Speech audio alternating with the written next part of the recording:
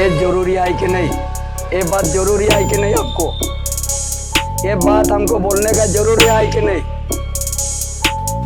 चाईबासा विधायक दीपक बिरुआ जी लगातार लोगों की जिंदगी के साथ खिलवाड़ करते जा रहे हैं। आए दिन चाईबासा में रोड एक्सीडेंट होते रहे हैं, लोगों की जान जा रही है। लेकिन पैसों के पीछे ये लोग इतने अंधे हो चुके हैं कि लोगों की जान की तुलना पैसों से कर रहे हैं। जहाँ कहीं भी रोड एक्सीडेंट होते हैं या तो इनकी नज़र वहाँ जाती नहीं, अगर नज़र जाती भी है तो लोग मुआवजा देकर उस बात को टाल देते हैं। क्या लोगों की जिंदगी इतनी सस्ती होती है कि 50-60 हज़ार के मुआवजे से इनकी जिंदगी को वापस लाया जा सकता है? और जो लोग इस रोड एक्सीडेंट के विरोध में नो एंट्री लागू करने के लिए आपके सामने मांग कर रहे हैं, धरना प्रदर्शन कर रहे हैं, उन लोगों को आप दबाने के लिए उन पर लाठीचार्ज कर रहे हैं, आंसू वाले गैस छोड़ रहे हैं। अब आप भी हमसे यही उम्मीद करिएगा, जब भी आप वोट मांगने आइएगा तो हम लोग आपका स्वागत फूलों की माला से नहीं, लाठीचार्ज और गैस वाले आंसुओं से करेंगे।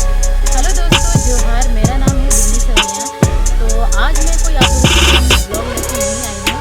तो आज जो हालात हो रहे हैं चाईबासा में स्पेशली, उसके बारे में आप लोगों से मैं बात करना चाहती हूँ। तो आप लोगों को पता ही होगा, जो भी आप चाईबासा से बिलोंग करते हैं या फिर चाईबासा के आसपास के इलाकों से रहते हैं, आज है डेट 27 अक्टूबर और आज के दिन चाईबासा में बहुत बड़ा आंदोलन हो रहा है।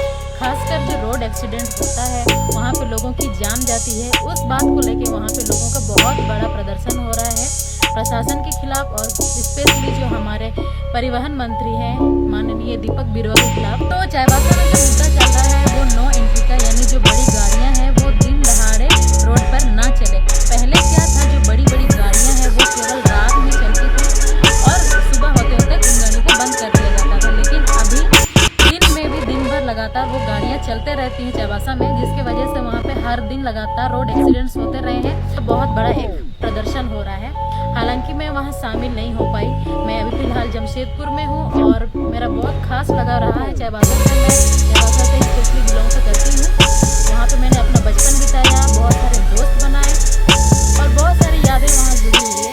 और आज जो मैंने वहाँ पे देखा, अभी मैं वहाँ तो हूँ नहीं, लेकिन जो मैंने अपने फ़ोन में न्यूज़ में जो देखा है, बहुत सारी वहाँ पे जो एक्टिविटीज़ हो रही हैं, लोगों का इतना सारा भीड़ है, वो सारी चीज़ों को देख के मन किया कुछ बोलूं। वैसे तो मैं इन सब चीज़ों में बात करना पसंद नहीं करती, राजनीति में घुसना मुझे पसंद नहीं है, लेकिन राजनीति से ज़्यादा बढ़ के ये किसी की ज़िंदगी का सवाल है।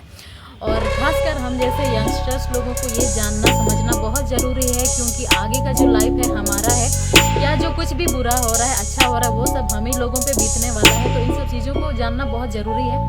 और एक पर्सनल रीज़न भी है मेरा इस बारे में बात करना, क्योंकि इस रोड एक्सीडेंट में किसी को खोने का दर्द मैं अच्छे से समझती हूँ। मैंने भी किसी को खोया है और ये दर्द मुझे समझ में आता है।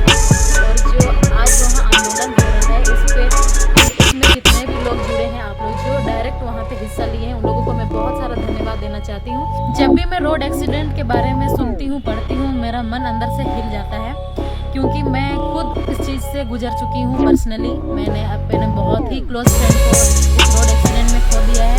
वो भी ऐसा दिन जहाँ पे पूरी दुनिया नया साल को एंजॉय कर रही थी, नया साल सेलिब्रेट कर रही थी। वो दिन हम लोगों के लिए, पूरे मेरे फ्रेंड सर्किल के लिए एक मनहूस दिन रहा है।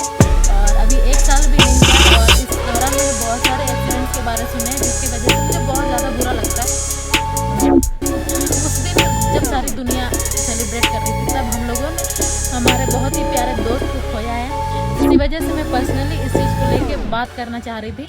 1 जनवरी 2025 को हमारे पास न्यूज़ आती है सुबह 9:30 या 10 बजे के बीच में, कि जो हमारा दोस्त है वहाँ चाईबासा में, उनका ऐसे हादसा हो गया है और उसमें हम लोगों ने उसको खो दिया है। हालांकि वो दिन हम लोगों के लिए भूलने वाला दिन नहीं है, आज भी याद आता है तो बहुत ख़राब लगता है।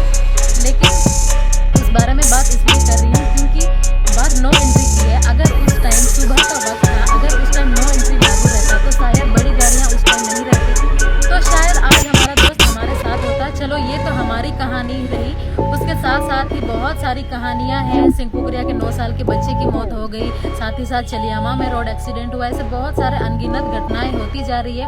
अगर आज जो इस आंदोलन में अगर हम लोगों ने साथ नहीं दिया, हम लोगों ने अपनी आवाज़ें नहीं उठाई, और भी बहुत सारे ऐसे हादसे होते ही रहेंगे और हम लोग हाथ में हाथ धरे बैठे रह जाएंगे, हमारी जानें जाती रहेंगी। ऐसा लगता है कि हम लोगों ने बहुत बड़ी गलती की है कि पिछले जो विधानसभा चुनाव हुआ झारखंड का, उसमें हम लोगों ने चाईबासा विधानसभा क्षेत्र से दीपक बिरुआ जी को हम लोगों ने जिताया, उनको विधायक बनाया और साथ ही साथ वो परिवहन विभाग विभाग के मंत्री भी बन गए और उन्हीं के विभाग से जुड़े इतने सारे प्रॉब्लम्स हो रहे हैं चाईबासा में।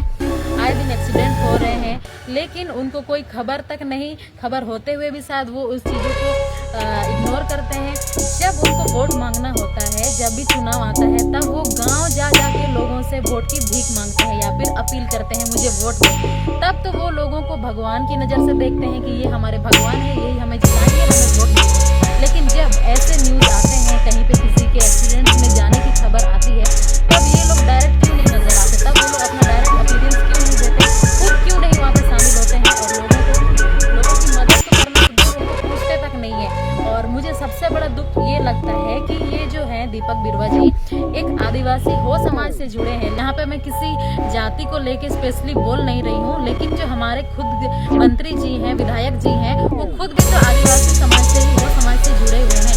लेकिन क्या उनके अंदर थोड़ा सा भी इंसानियत या फिर थोड़ा सा भी अपनापन नहीं है? चलो, अगर आपको किसी चीज़ से लेना देना नहीं है, कम से कम इस बात की चिंता आपके अंदर होनी चाहिए। जिस एरिया से, विधानसभा क्षेत्र से आप जीते हैं, आप भी तो खुद वहीं के मूल निवासी हैं, और जो आपके वहाँ रहते हैं चाईबासा में, वो खुद तो आपके समाज से, आपकी जनजाति के ही लोग हैं।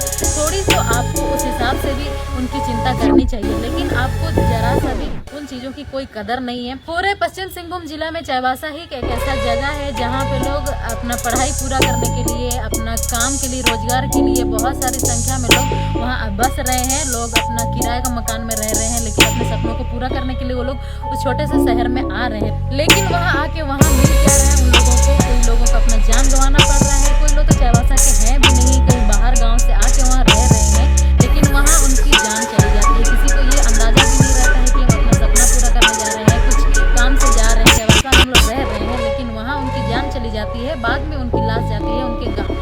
तो चाईबासा में जो इतने सारे एक्सीडेंट्स हो रहे हैं, इसी विषय में बस एक ही तो मांग की जा रही है कि फिर से नो एंट्री लागू किया जाए दिन में, ताकि चाईबासा में दिन दहाड़े बड़ी गाड़ियां ना चले, जिसके वजह से और एक्सीडेंट ना हो और लोगों की जान नहीं जाए। बस इतनी सी मांग है, लेकिन हमारे विधायक जी को इतनी सी थोड़ी सी भी चिंता नहीं है कि इतनी सी मांग हम लोगों की मांग है। इसमें किसी का कोई अच्छा बुरा वाला बात नहीं है, बस लोगों की भलाई है और बस इतनी सी मांग है जो आप पूरी नहीं कर पा रहे हैं।